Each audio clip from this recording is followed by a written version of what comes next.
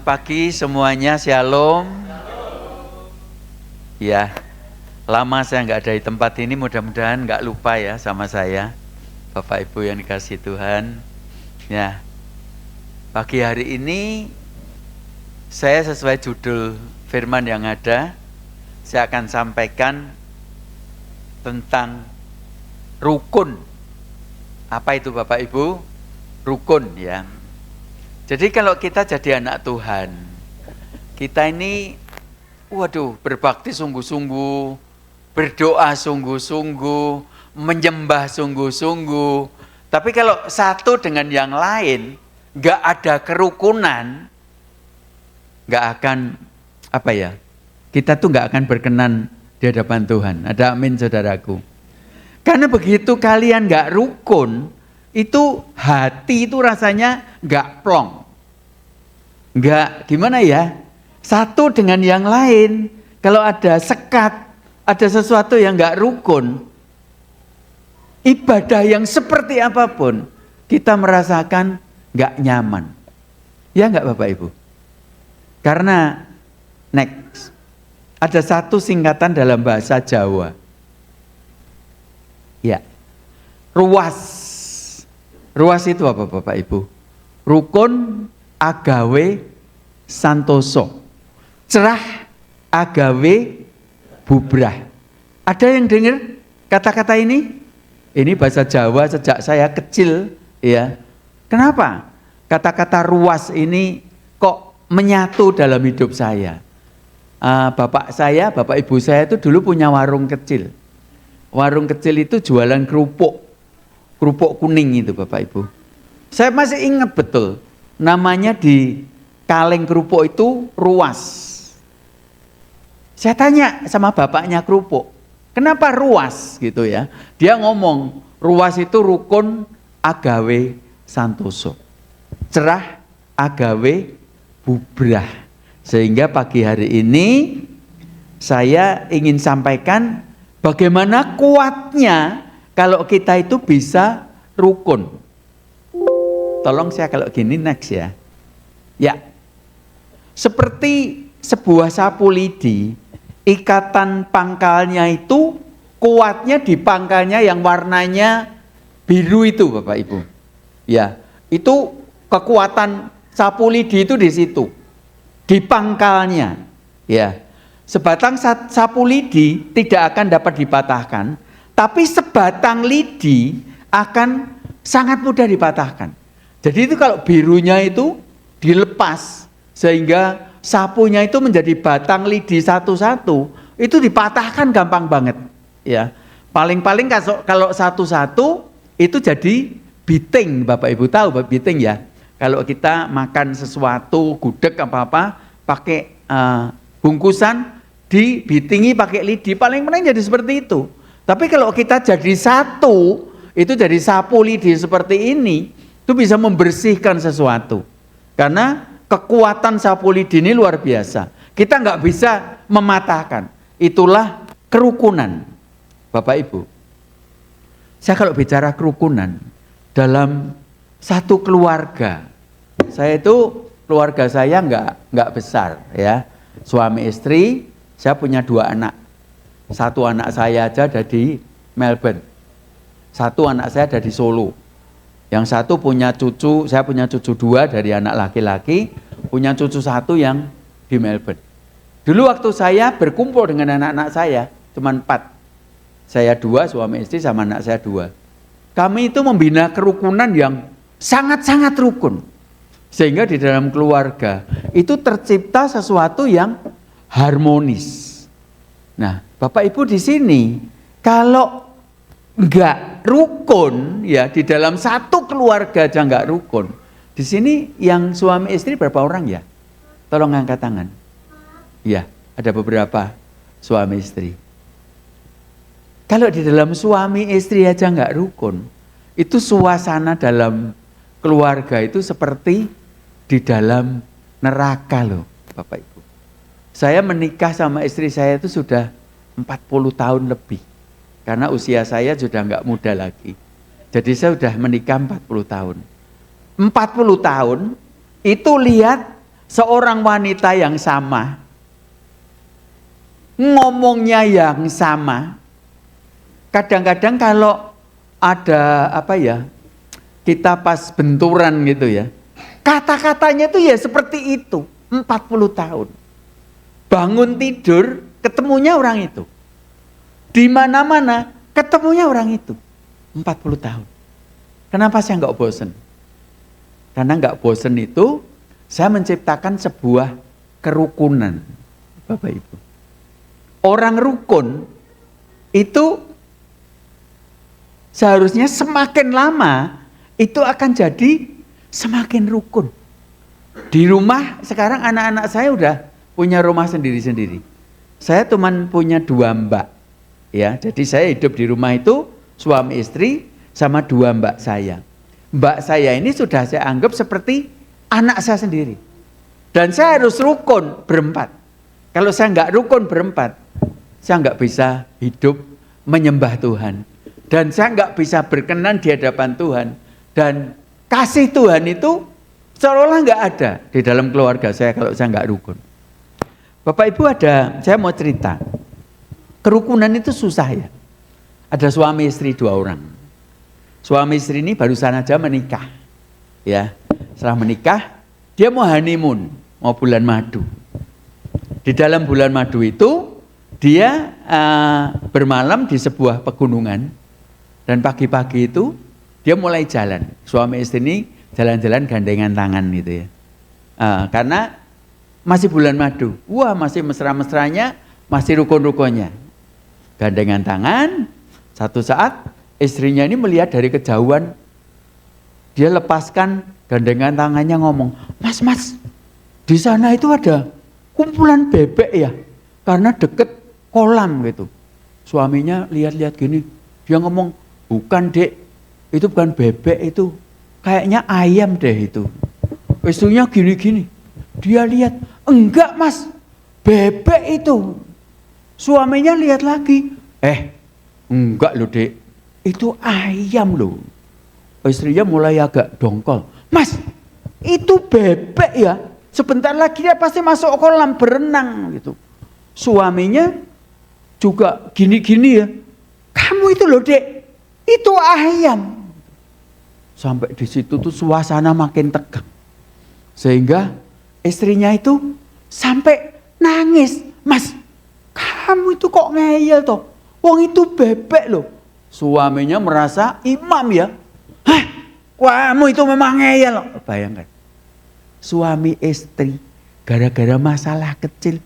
Sekarang Bapak Ibu, apa sih masalahnya? Itu ayam apa itu bebek? Apa sih hubungannya sama suami istri ini? Gak ada hubungannya apa-apa. Tapi mereka bertengkar hanya karena ayam atau bebek. Bapak Ibu, itu yang sering kita lakukan. Sehingga dalam honeymoon itu, waktu enak-enak, istrinya nangis. Gara-gara apa? Hal yang gak penting. Ya apa sih sekarang? Mau bebek, mau ayam, apa hubungannya? Gak ada. Tapi mereka itu bertengkar. Sampai akhirnya, sampai deket kolam, istrinya itu nangis. "Loh mas, bebek toh." "Iya ya dek ya, aku yang salah." Tapi mereka sudah gak enak hatinya. Bapak Ibu, itu yang terjadi kalau kita itu gak rukun. Nah, saya mau coba bahas ya, bagaimana kerukunan itu terjadi. Mazmur 133 ayat 1 sampai yang ketiga berkata begini. Nyanyian ziarah Daud. "Sungguh alangkah baiknya dan indahnya apabila saudara-saudara diam bersama dengan apa Bapak Ibu? Dengan apa? Rukun." Ya. Dikatakan apabila saudara-saudara diam bersama dengan rukun. Seperti minyak yang baik di atas kepala meleleh ke janggut, yang meleleh ke janggut Harun dan ke leher jubahnya. Seperti embun gunung Hermon yang turun ke atas gunung-gunung Sion, sebab kesanalah Tuhan memerintahkan berkat kehidupan untuk selama-lamanya. Jadi kalau ada kerukunan, itu berkat melimpah dan diperintahkan melimpah di dalam kehidupan kita. Itu kalau kita rukun, Bapak Ibu. Nah, sekarang apa yang harus kita lakukan dan bagaimana kita bisa membina sebuah kerukunan? What should I do? Apa yang harus kita lakukan? Yang pertama adalah tidak egois dan mau mengalah. Siapa yang mau? Tidak egois dan mau mengalah. Saya mau tanya, saudara-saudara, siapa yang mau melakukan seperti ini? Siapa yang mau melakukan seperti ini? Enggak gampang ya. Bahkan yang angkat tangan pun, saya pun Bapak Ibu, saya angkat tangan, saya khotbah. Kadang-kadang enggak gampang untuk melakukan mau mengalah dan tidak egois. Gopin Vasdev itu mengatakan satu hal yang selalu saya ingat. Dia ngomong begini, belajarlah mengalah sampai tak seorang pun bisa mengalahkanmu. Coba. Jadi kita tuh harus ngalah. Lah. Sampai apa? Sampai tak seorang pun bisa mengalahkan kita. Lalu belajarlah merendah sampai tak seorang pun bisa merendahkanmu. Bapak Ibu, kalau kita bisa hidup seperti itu, kita bisa ngalah sama orang sampai tidak ada orang yang bisa mengalahkan kita. Kita merendahkan hidup kita serendah-rendahnya sampai nggak ada orang bisa merendah kita. Itu pasti rukun. Dimanapun juga kita pasti akan rukun. Bapak Ibu, di dalam gereja kadang-kadang kita lihat semuanya baik-baik saja. Kita lihat bangunannya bagus, dalamnya ada AC senyap ya. Tapi saya nggak ngerti dalam hati Bapak Ibu, dalam hati adik-adik anak-anak ini, apa yang dirasakan di gereja ini? Saya nggak tahu. Banyak gereja-gereja besar Bapak Ibu, kelihatannya kalau pujian penyembahan dahsyat banget. Ya, tapi satu dengan yang lain gak kenal. Kalau di sini kenal semua karena gereja kecil. Ya, yang paling ironis itu ada ketemu di situ musuhnya, buang muka. Coba, satu komsel aja ya. Mungkin kalau di sini mungkin ada komsel gitu ya. Komsel itu kadang-kadang suka membuat kita nggak rukun, Bapak Ibu. Ada satu topik yang kita setuju dengan ini, yang lain setuju dengan ini, yang lain setuju dengan ini. Tiga-tiganya nggak ada yang kompak. Itu udah nggak rukun, Bapak Ibu. Gak usah jauh-jauh lah. Dalam keluarga aja, suami istri itu suruh rukun kadang-kadang susah. Seperti tadi pengantin baru aja masalah ayam sama bebek. Suami istri masalahnya bukan ayam sama bebek, saudaraku. Banyak kan masalahnya? Besok bayar listrik gimana? Anaknya sekolah gimana? Belum lagi pekerjaan. Besok masak apa? Ibunya mau masak ini, bapaknya kepinginnya ini. Susah kerukunan. Tapi yang bisa rukun tadi saya catat adalah kalau kita itu tidak egois dan mau ngalah. Bapak Ibu, saya itu hidup dalam watak saya itu berantakan. Saya itu nggak pernah disiplin, hidup saya itu berantakan karena sejak kecil keluarga saya itu berantakan, Bapak Ibu. Ketemu dengan seorang istri saya ini hidupnya tertib, kalau ngambil apa-apa harus kembali ke tempatnya, bersihan, ya semuanya tertib, dikumpulkan sama saya. Susah banget Bapak Ibu. Kalau saya tidak mau mengalah dan saya egois, saya nggak bisa hidup jadi satu sama istri saya. Saya itu Bapak Ibu dari zaman saya kecil, seneng saya itu sama kucing. Ya, saya kalau sama kucing itu seneng banget. Sudah tidur ya harus sama dia, makan ya sama dia, gitu ya. Gak tahu kalau sama kucing. Lah saya kalau tidur, kucing itu kan susah diajak tidur. Kalau anjing mungkin gampang. Tapi kucing itu nggak gampang. Nah, saya tuh sering kucing itu saya bungkus pakai selimut, harus tidur di samping saya, Bapak Ibu. Terus saya udah menikah. Kalau saya mempertahankan hidup saya terus harus tidur sama kucing, semuanya sama kucing, istri saya gimana coba? Saya bisa dikasih koper, suruh pergi. Pilih kucing apa pilih dia, kan gitu Bapak Ibu. Nah, saya harus ngalah. Nggak boleh egois. Sekarang ini bahkan kucing satu pun saya nggak punya. Karena apa? Saya harus ngalah. Istri saya nggak senang binatang. Ya udah. Nah, rukun saya katakan itu nggak boleh egois. Kalau Bapak Ibu egois, nggak mungkin bisa kumpul dengan orang lain. Ya. Di dalam gereja itu ada yang seneng AC-nya besar, ada yang seneng nggak pakai AC. Tapi kita harus ngalah. Kalau memang di sini harus pakai AC, ya kita ngalah. Ya tetap di sini baru bisa rukun, Bapak Ibu. Manusia itu kan sukanya paling penting, paling dihargai, paling dihormati, ya enggak Pak, Bapak Ibu? Bapak Ibu kan sukanya gitu, ya. Saya pun juga sukanya gitu. Seneng dihormati, seneng jadi yang paling penting gitu ya. Loh, ini jangan dulu dong. Jangan dulu Mas. Ini masih nanti. Kalau saya belum gini jangan diganti slide-nya ya. Nah, apa tadi saya ngomong? Paling penting, paling benar. Tapi menurut saya, kalau kita itu egois seperti itu, maka kita nggak akan bisa rukun. Orang bisa rukun itu kalau kita bisa ngalah dengan sesama. Siapa yang mau ngalah dengan sesama? Ngalah dengan istri atau suami, ngalah sama bapak ibu. Kadang-kadang ya, kalau moodnya pas baik, kita bisa ngalah. Tapi kalau moodnya pas jelek, wah kita maunya ngelawan. Bapak Ibu, saya mau ngomong sama Bapak Ibu, kita bisa rukun kalau kita mau mengalah. Bapak Ibu, ngalah tuh gimana toh? Gini, saya mesti memberikan ilustrasi itu keluarga, karena saya senang berkeluarga. Bapak Ibu, saya tuh seorang salesman, background saya tuh salesman.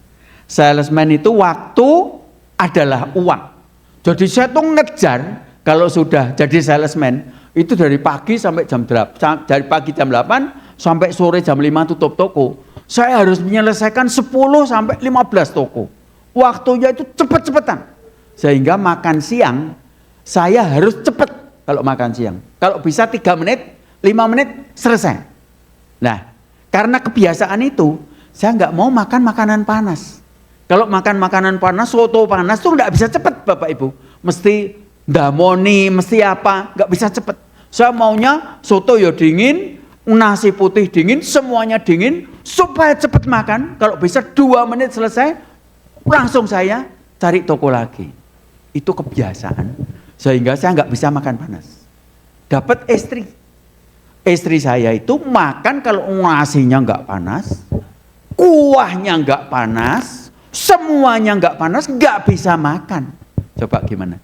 Kalau makan bareng terus gimana Bapak Ibu? Apa ya 2 macam? Yang ini ada yang panas, ini yang ada yang dingin? Enggak. Saya harus ngalah. Akhirnya begitu ngalahnya saya, sampai sekarang tuh saya ketularan. Kalau nasinya nggak panas, kuahnya nggak panas, sotonya nggak panas, saya nggak bisa makan loh Bapak Ibu. Saya ketularan istri saya. Sampai seperti itu. Ketularannya itu sampai nyatu. Sehingga sekarang kita kalau makan bakso, makan soto, kelop. Karena senangnya panas semua. Tapi istri saya juga harus ngalah. Pertama kalinya, istri saya itu kalau saya ajak makan sate kambing, itu hobi saya makan. Dia nggak pernah mau. Karena apa? Dia ngomong enggak, prengus kalau kambing. Waduh, ini repot nih kalau saya makan sate kambing sama siapa ini? Apa harus cari tangga lain untuk barengi saya? Ya, saya nggak mau Bapak Ibu. Saya ngomong sama dia gini, kamu nyoba dulu deh. Aku punya langganan sate kambing, nggak prengus. Kamu nyoba 1 potong. Kalau nggak suka, udah selamanya nggak usah makan sate kambing.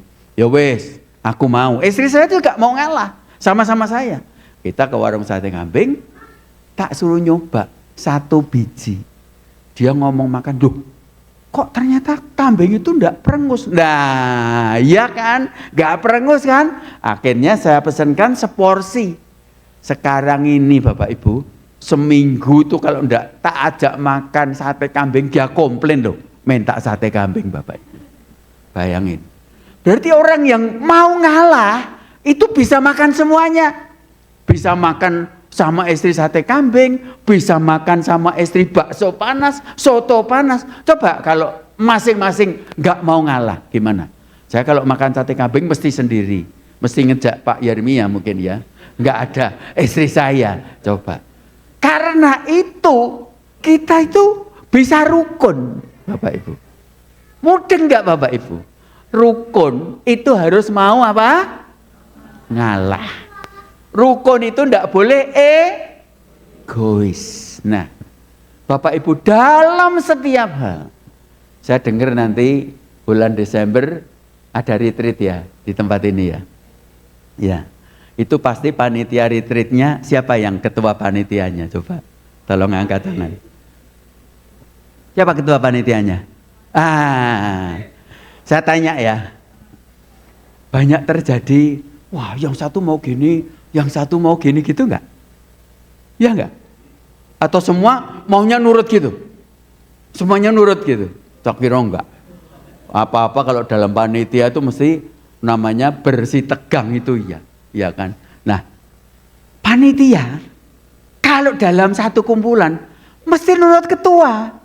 Kalau enggak mau nurut ketua, waduh ikut retreat jadi enggak enak loh nanti. Bener, udah bayar mahal-mahal, di sana nggak sejahtera. Tapi kalau rukun, retreat ini jadinya luar biasa. Kita pulang dari retreat mendapatkan kekuatan baru, amin. Nah, mau nggak egois? Mau ngalah? Ya, ya. Oh, tiap hari ngalah, ya.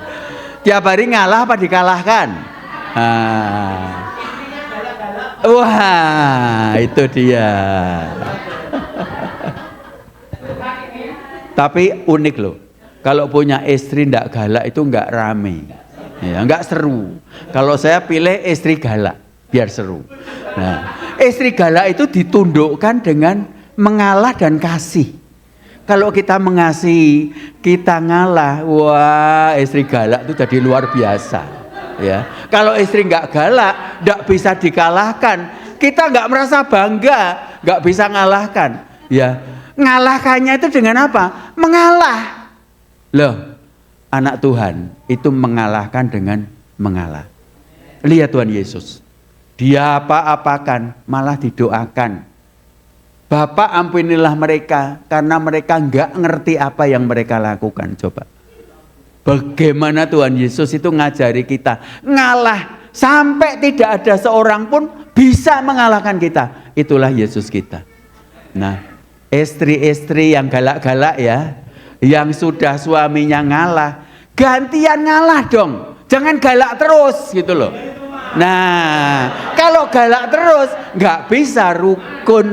Nah, amin. Udah. Ganti topik aja lah, nanti malah jadi nggak seru. Oke, kalau kita bisa ngalah, yang kedua adalah ini yang paling penting, hidup rukun dalam perbedaan. Bapak Ibu, hidup itu tidak ada yang sama, semua beda. Laki sama perempuan beda, orang tua sama anak-anak beda, semuanya beda.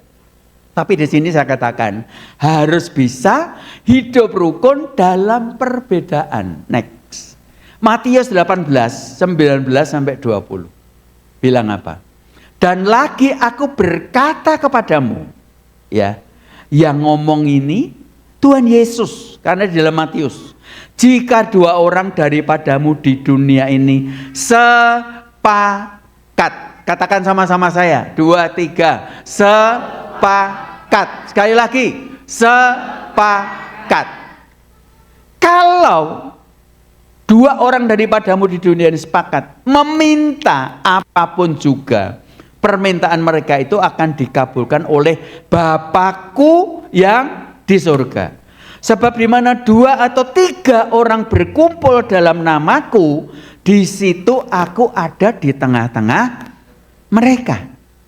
2 orang aja kumpul, sepakat suami istri, Tuhan ada di tengah-tengah.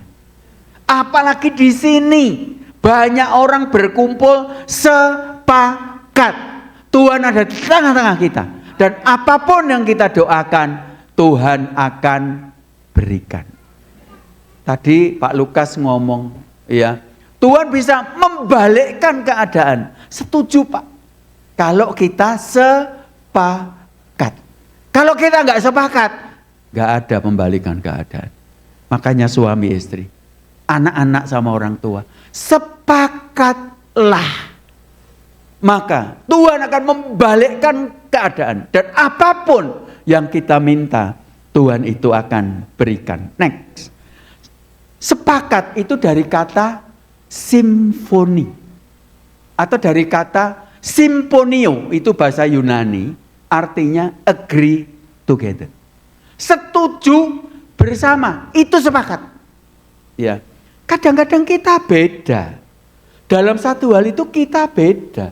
Tapi kita perlu mengalah. Kita tidak egois untuk mendapatkan sebuah kesepakatan. Hari ini sebetulnya saya pelayanan dengan istri saya. Tapi karena istri saya kemarin pergi capek banget, akhirnya saya minta Mas Fajar untuk nganter saya ke sini. Dia mengatakan, ya saya sepakat, maka jadilah kami ke sini berdua. Kalau Mas Fajar ini ngomong, waduh saya harus nganter anak saya ke sekolah minggu, dia juga anak Tuhan, dia punya keluarga, gak mau nganter saya, gak sepakat. Saya gak bisa ke sini berdua, saya harus ke sini sendiri. Nah coba, kan lucu kalau ke sini sendiri, nyetir mobil sendiri dari Solo sampai ke sini. Tapi karena kita sepakat, kita bisa berdua sampai di sini. Di mobil, saya bisa mempersiapkan firman Tuhan yang akan saya sampaikan di tempat ini. Bapak Ibu, kita perlu sepakat. Sepakat itu apa? Hidup rukun di dalam perbedaan. Gak ada yang sama. Di gereja ini gak ada yang sama.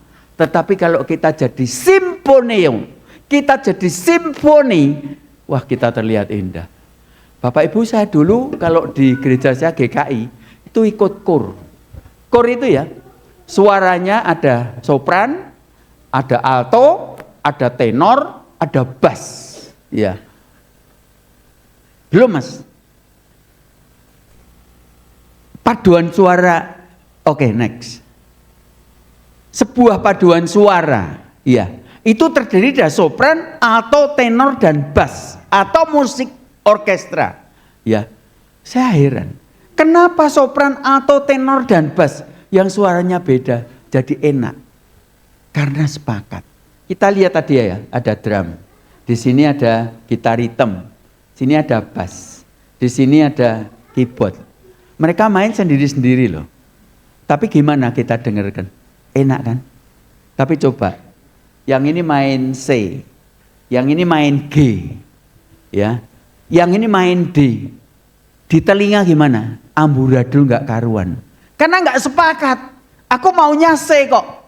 Keyboardnya pemula, bisanya C sampai ada tulisan Master C ya, nggak bisa ditranspos. Pokoknya main C terus. Yang bass enggak, aku maunya G, aku enggak mau C. Coba gimana? Enggak enak. Karena apa? Enggak sepakat, Bapak Ibu. Kalau kita hidup sepakat, itu enak. Ya. Kalau kita hidup enggak sepakat, itu enggak rukun. Saya tulis gini Bapak Ibu, next. Kesepakatan adalah kesehatian di tengah perbedaan. Jadi kesepakatan itu sebetulnya kesehatian di tengah perbedaan. Orang yang sepakat tetaplah berbeda, tetapi dapat mengalahkan perbedaan itu menjadi sebuah kesepakatan. Jadi mengalahkan perbedaan di tengah kesepakatan, itu sepakat. Bapak Ibu dalam sebuah kelompok, itu tentu ada seorang pimpinan. Di sini ada gembala sidang Pak Yeremia. Nah, Bapak Ibu yang ada di sini harus sepakat dengan pimpinan.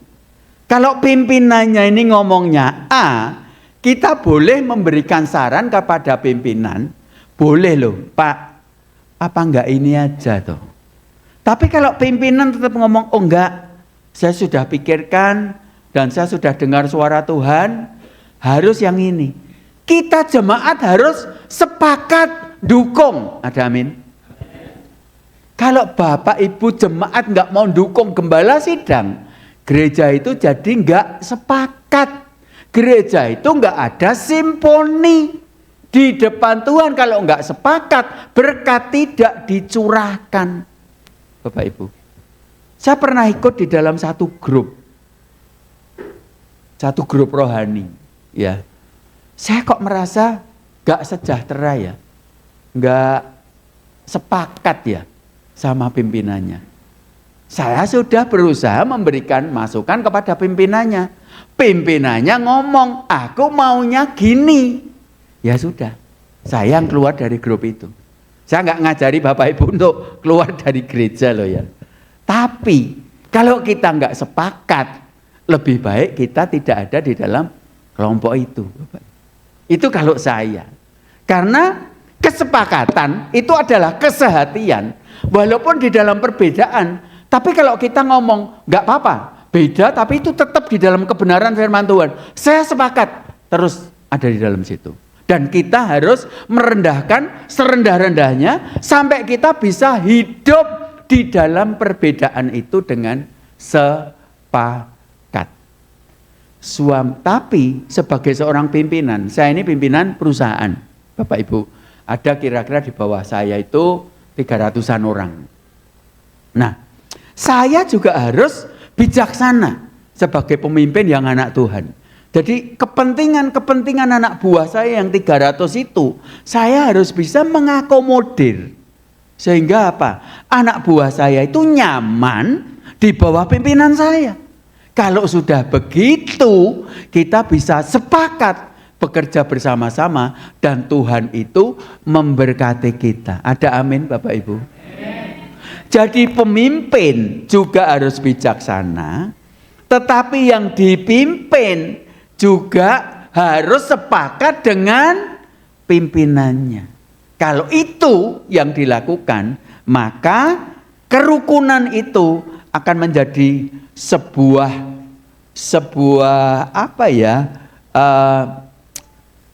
menjadi bagian dari kelompok ataupun kehidupan kita. Saya tulis begini Bapak Ibu next.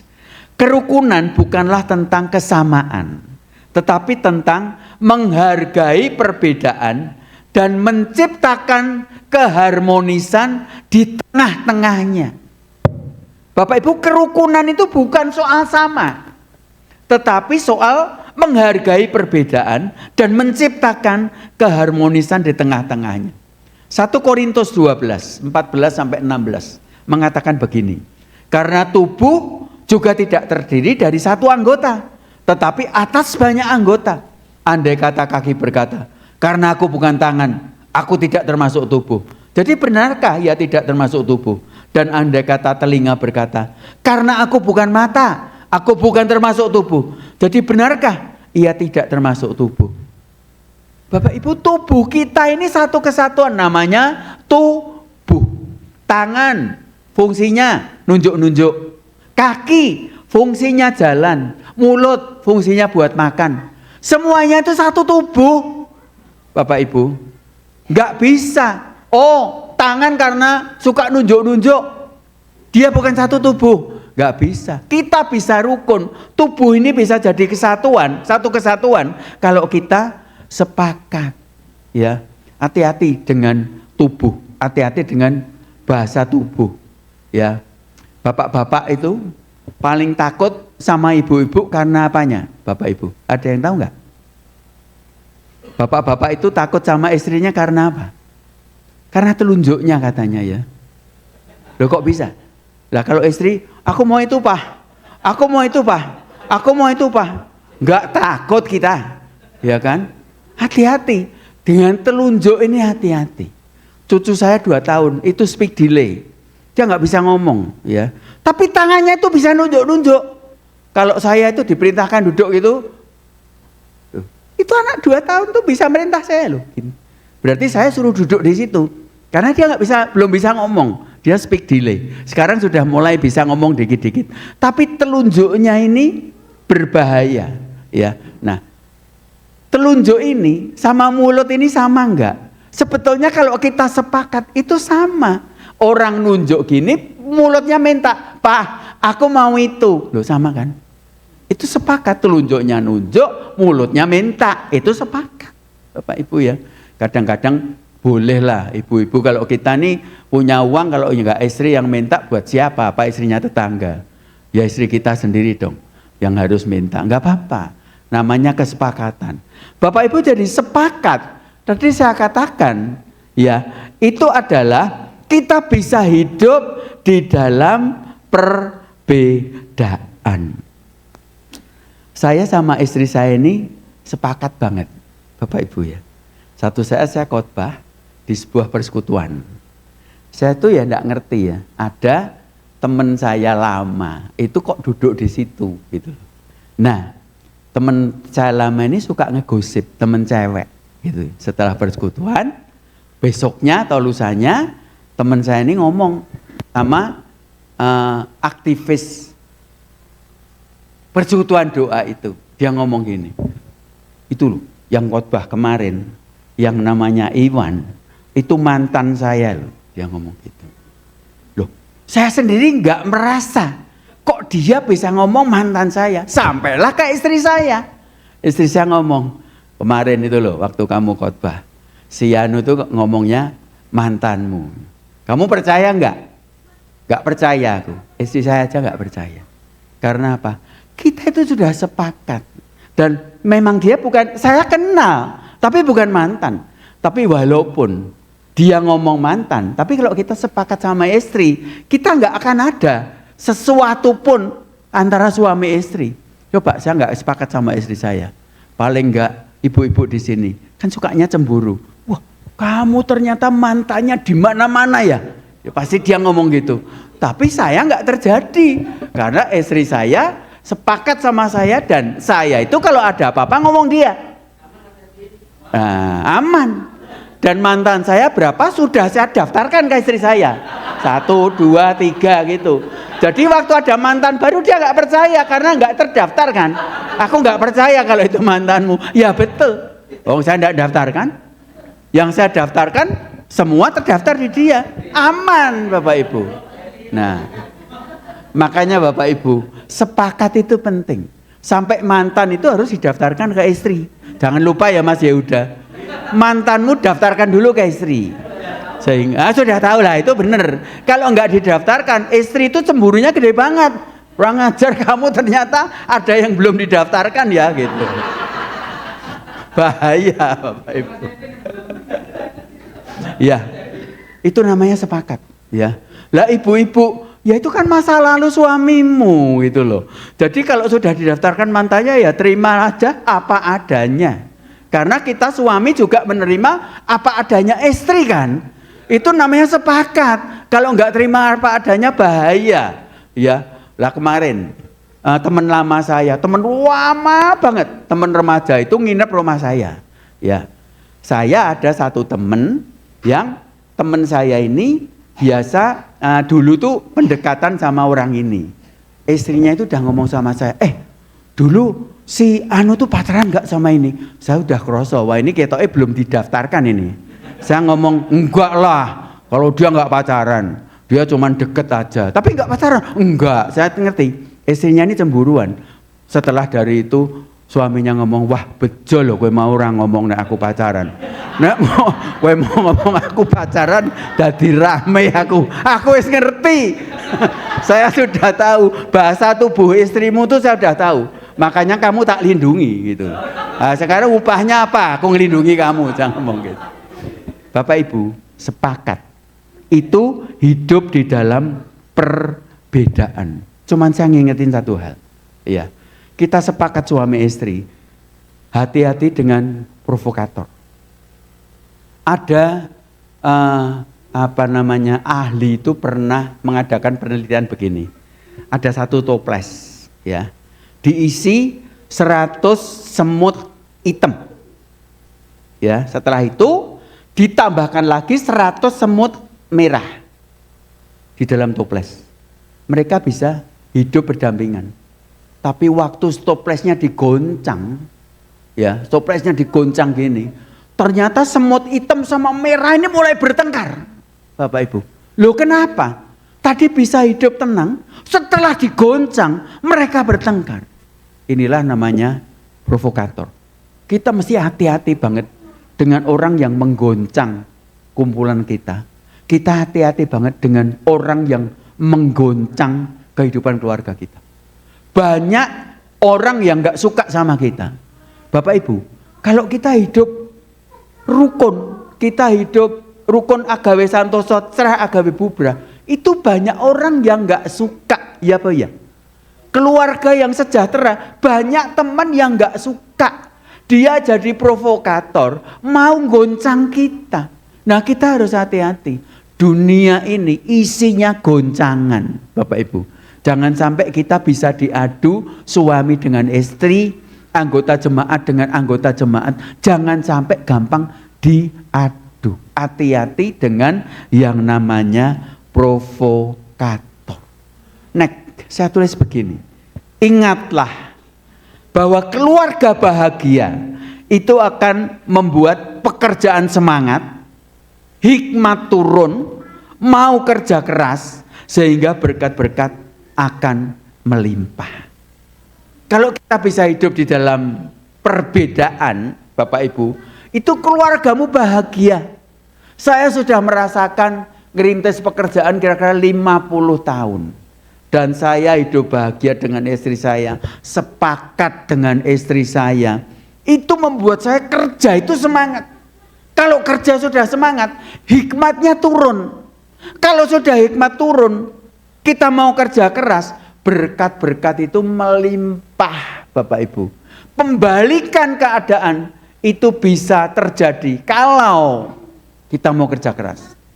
Kita mau rukun, kita mau hidup sepakat, ya, nggak ada berkat itu datang dengan tiba-tiba. Walaupun kita memberikan perpuluhan 50%, berkat akan datang. Nggak ada seperti itu, Bapak Ibu. Berkat itu harus kita melakukan bagian kita. Kita kerja keras dulu. Kita ikut Tuhan benar-benar dulu. Hidup kita harus benar sesuai dengan firman Tuhan. Bisnis juga harus benar. Kerja juga harus benar. Baru berkat itu melimpah.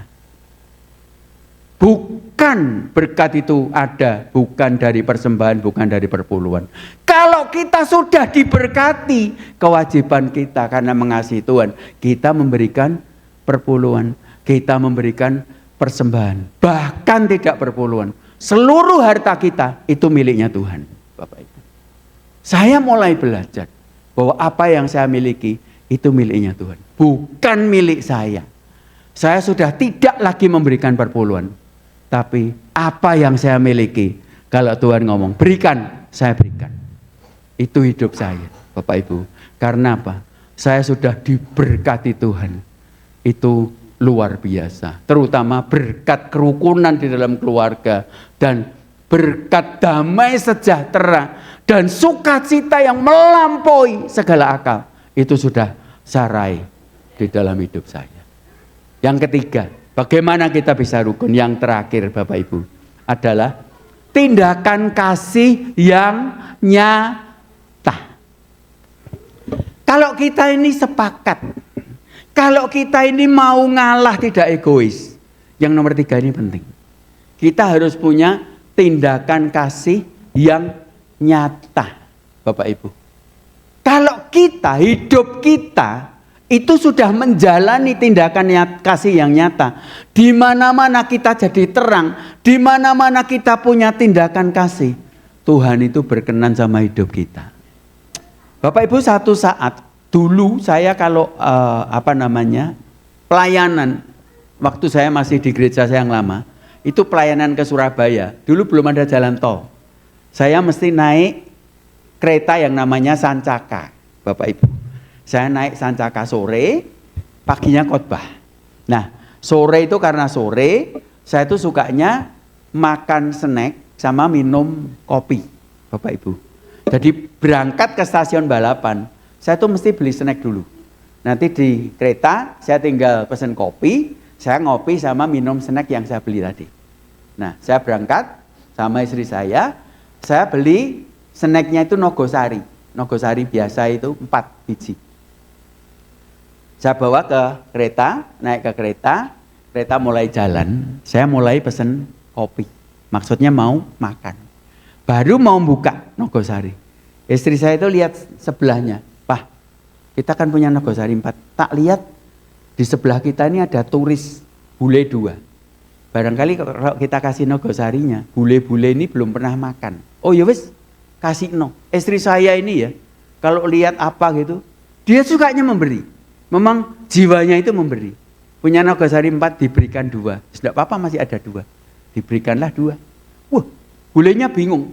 Ini makanan apa? Kayaknya dia nggak pernah makan Nogosari itu karena bule. Ya, dia turis, saya pasti tahu dia turis. Waktu dia buka, kita lihat aja dia. Gimana caranya buka? Maksudnya kalau nggak bisa buka kita ajari. Ternyata bisa. Tapi yang saya kaget, Bapak Ibu, ternyata di belakangnya bule 2 tadi itu, bule semua satu rombongan. Itu yang buat saya kaget. Loh, ternyata rombongan turis. Lah, kagetnya lagi, Bapak Ibu, setelah dibuka Nogosarinya itu nggak dimakan. Dia berdiri, dicuil dikasihkan belakangnya. Dicuil dikasihkan belakangnya. Lah saya tuh mikir, lah nek Nogosari loro dicuil-cuil ya ndak mungkin bisa dapat semua. Istri saya ngomong, "Wes Pak, kayak no kabeh wae Nogosarine dhewe, ben kabeh entuk Nogosari." Bener loh Bapak Ibu. Nogosari 4 itu dicuil-cuil dari depan sini sampai ke belakang itu dapat cuilan Nogosari semua loh Bapak Ibu. Bule-bule tadi, ya makannya sak cuil terus dimakan gitu sambil kecap-kecap gitu. Iya. Lah, terakhir sampai ke guide-nya. Guide-nya itu ngomong sama saya. Dia datangi saya akhirnya. "Pak, mereka semua tadi mengucapkan terima kasih sama Bapak sama Ibu. Dan mereka tahu kalau Bapak sama Ibu itu pendeta." Loh, saya bingung. Loh kok pendeta, saya kaosan gak pakai jas gini loh Bapak Ibu.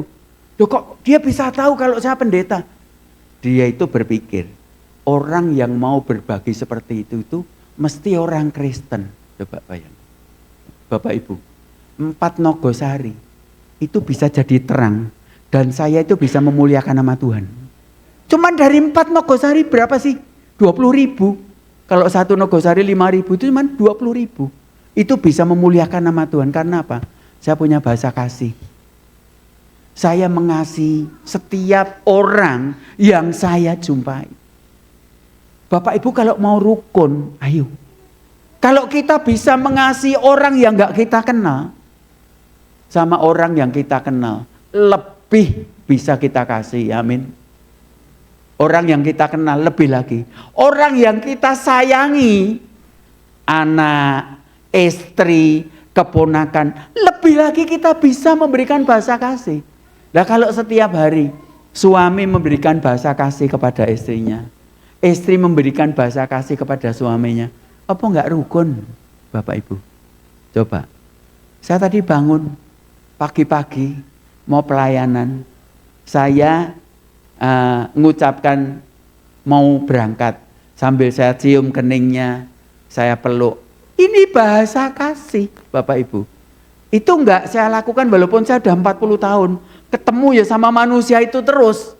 Tapi kasih sayang saya itu semakin lama semakin gede. Jadi kita masih pelukan, kita masih pegangan tangan. Sini yang mana yang masih pacaran. Kalah mesra sama saya. Padahal saya udah 40 tahun menikah. Itu bahasa kasih. Itu yang membuat kita rukun. Coba, kalau istri sudah biasa dipeluk. Nanti satu saat dia jengkel sama kita. Dia gak akan maki-maki kita. Karena, wah iman-iman yo. Ngon aku maki-maki, aku ora dipeluk meneh piye gitu loh. Ini bahasa kasih, Bapak Ibu. Bahasa kasih itu membuat rukun. Saya tulis begini.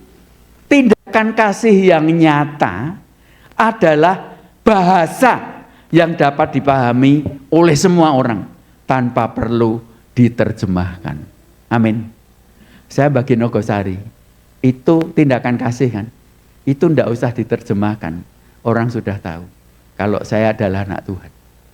Bahkan ironis, saya dianggap pendeta. Coba. Jadi hati-hati yang jadi pendeta-pendeta ini. Kalau nggak punya bahasa kasih, hati-hati. Saya aja orang biasa yang punya bahasa kasih dianggap pendeta. Lah kalau pendeta nggak punya bahasa kasih, kualik. Ya. Tapi saya pikir yang namanya hamba Tuhan, kita semua yang ada di sini itu harus punya bahasa kasih yang nyata. Bapak Ibu, saya tulis lagi begini. Tunjukkan kasih yang nyata dalam perkataan, perbuatan, dan tindakan. Yuk, kita mulai belajar rukun. Rukun itu dimulai dari diri kita. Biasakan diri kita untuk bisa membuat kerukunan di dalam kelompok kita. Bagaimana kita bisa membuat kerukunan di dalam kelompok kita? Kalau kita memahami masing-masing berbeda. Dan kita punya bahasa kasih buat mereka. Giving, memberi, itu adalah bahasa kasih yang nyata. Bapak Ibu, kami biasa memberikan bahasa kasih yang nyata. Saya kalau biasa pelayanan di Wonogiri, itu pulangnya itu pasti mampir di tempat Mbok Tiem, ayam bakar. Wah itu enak banget, saya paling hobi makan di situ. Saya kalau ke Wonogiri itu berdua sama istri saya. Saya berhenti di situ, pesen 1 ekor ayam. Ada tukang gojek datang, duduk di sebelah meja. Ditanya sama istri saya, Pak, sering kesini ya? Iya Bu, saya banyak ngambil ayam di sini karena order-order banyak yang di sini. Istri saya tanya, Pak, sudah pernah ngicipi ayam sini belum? Wah ya belum Bu, 1 ekor 150.000 kan enggak berani saya. Coba. Istri saya itu begitu tahu orang sering ke situ tapi belum pernah ngicipi ayamnya. Dia itu langsung mesenkan 1. Buat kami 1 lagi dibungkus ya Bu.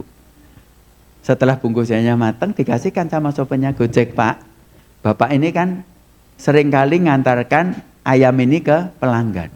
Tapi Bapak sendiri belum pernah makan. Nah sekarang ini Pak ada 1 buat makan buat keluargamu gitu. Bapaknya bingung tukangnya Gojek, loh Bu, bener Bu, ini buat saya. Loh bener, Bapak kan belum pernah makan, sekarang coba makan. Bapak Ibu, ini bahasa kasih, gak usah disuruh. Tapi kita ini, anak Tuhan itu harus mengasihi. Karena anak Tuhan, orang Kristen, itu terkenalnya kasih. Agama Kristen itu adalah agama kasih. Karena Tuhan Yesus itu mengasihi, mengorbankan seluruh kehidupannya, bahkan harga dirinya. Tuhan Yesus itu Allah loh Bapak Ibu. Dia kuasanya itu menguasai seluruh bumi, dan dia yang membuat seluruh bumi dan isinya. Dia itu mengorbankan diri.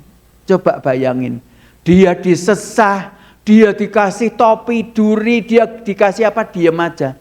Itu kalau jangan jadi Tuhan saya, waduh. Kira-kira orang Paris itu habis semua itu Bapak Ibu. Iya kan? Kalau dia mau ngomong gini aja, semuanya sudah kabur semua. Sudah jadi debu semua. Tapi apa yang Tuhan lakukan? Dia mengasihi Bapak Ibu. Nah kalau Bapak Ibu, adik-adikku semua, anak-anakku semua di sini jadi anak Tuhan tapi nggak punya kasih, berarti anak-anak Tuhan itu, berarti Bapak Ibu semua itu belum mengenal siapa yang Bapak Ibu ikuti. Ya. Bahasa kasih.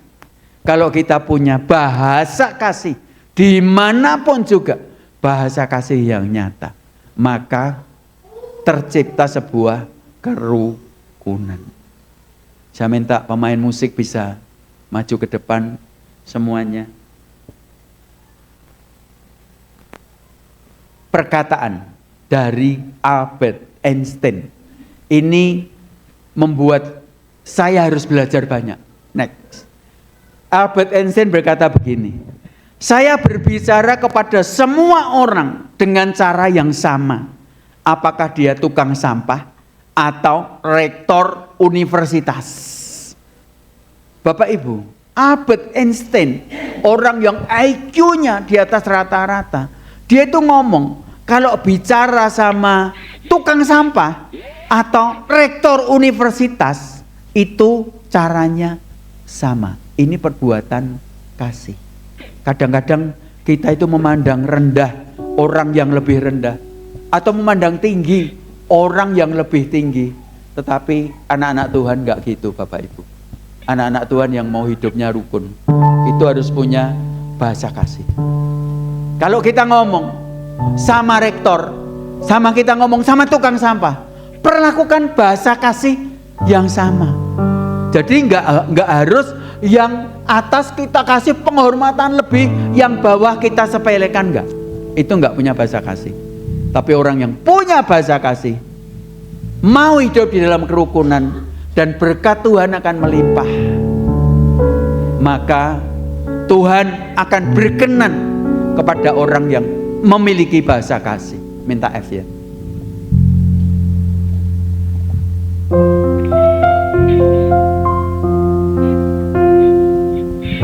Ada satu perkataan saya terakhir yang saya tulis. Next. Rahasia kita bisa mengalirkan kasih adalah kita menerima kelimpahan kasih Tuhan, sehingga kita dapat mengalirkan kasih itu kepada sesama kita. Bapak Ibu, kalau kita sudah menerima aliran kasih Tuhan, kita wajib mengalirkan kasih itu kepada sesama. Jangan membuat provokasi kepada sesama, tapi biarlah kita ini menjadi agen kerukunan. Agen kerukunan itu adalah anak-anak Tuhan yang punya kasih, yang memperhatikan sesama dengan bahasa kasih, mau hidup di dalam perbedaan dan mau mengalah dari keegoisan. Maka Bapak Ibu menjadi orang-orang yang dinamakan agen kerukunan. Hidupku menggenapi firman-Mu,